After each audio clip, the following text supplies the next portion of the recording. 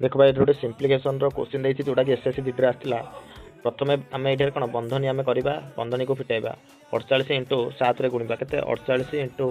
7 आसना के 56 तापर 7 को 28 28 6 के 336 है ताहले 336 के हरण 16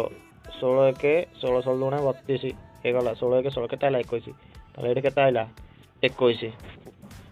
तापर ये के 36 36 रु माइनस 21 गले के 36 रु 21 गले के 6 रु 1 गले के 5 3 रु गले 1 के 15 ताहले पूरा ए टोटाल के टोटाल आसला 15 टोटाल के टोटाल आसला आमर एठारे कौन 15 टोटाल आसला एठारे 15 ताहले माइनस देइछे